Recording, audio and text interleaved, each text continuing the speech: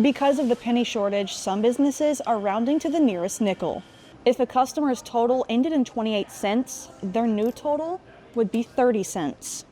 You can see the damage done by the fire. Parts of the wall have burned and even the sign has melted. Now, if it were a real fire, this could be your house. As they walk from here at Bryant-Denny Stadium all the way to Auburn, these service members are carrying at least 22 pounds on their back to symbolize the 22 veterans a day that end their life.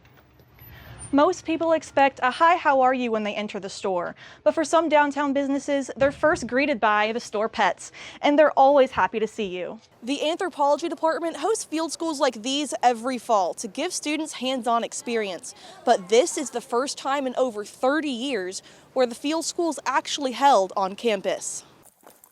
2 years ago, Tuscaloosa police got called on reports of a trespasser in the Alberta area. Guys, this is one for the books. Corporal Trey Brown was on patrol and was first to respond. I looked at it and I was like, no way. The supposed criminal? A 3-foot-tall pony, lazily grazing in residents' yards. There's no way that there is a miniature horse running around Alberta. And so I drove over there, and sure enough, he was running through people's yards and eating grass. Brown called the animal lover on the force, Officer Emily Boyd, to help capture the pony. And the chase was on.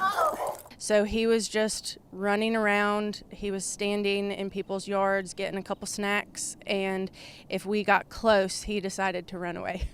Eventually, the officers cornered the horse within a fenced-in yard, roped him, and took him into custody. They dubbed him Genuine, after the artist responsible for the 1996 hit Pony. And he got a police escort to his new home at Therapeutic Riding of Tuscaloosa. Eventually, they landed on an even more fitting name, Gremlin. We got a phone call from a friend that we've been in contact through horses before, and they asked if we could take care of a pony in the middle of the night. And so next thing we knew, we had Genuine here on property. Gremlin may have started out as a criminal, but now he has an even more important job, helping people as a therapy horse.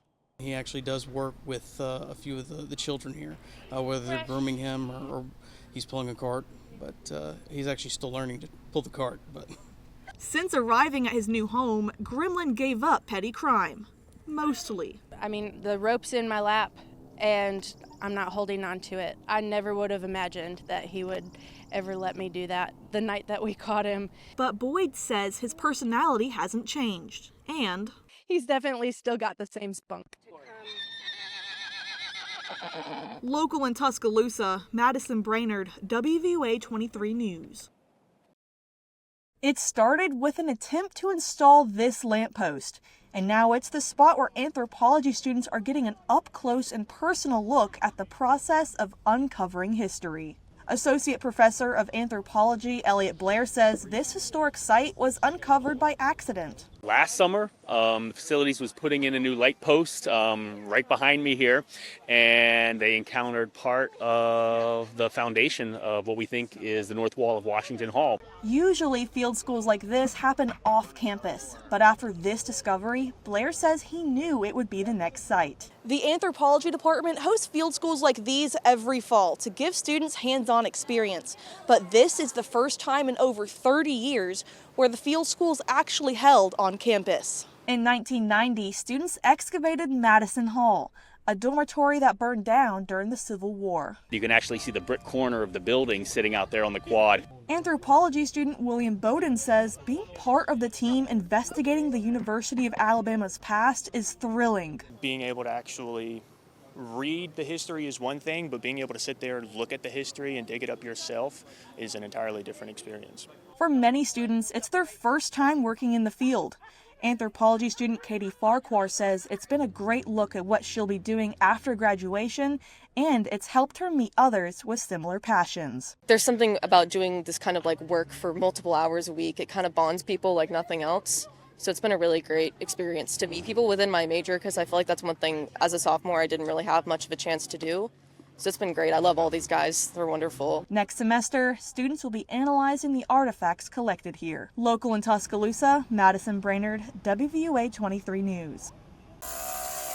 During the COVID pandemic, when everyone was stuck in their homes, Tiffany Amerkanian got into glassmaking as a way to pass the time. Her social media feeds filled with hobbyists just like her, but some of their crafts had sky-high prices. Then she found out about maker spaces. This is a little late night COVID conversation back in 2020 come to life. We just started talking about how we could make these things more accessible in the community.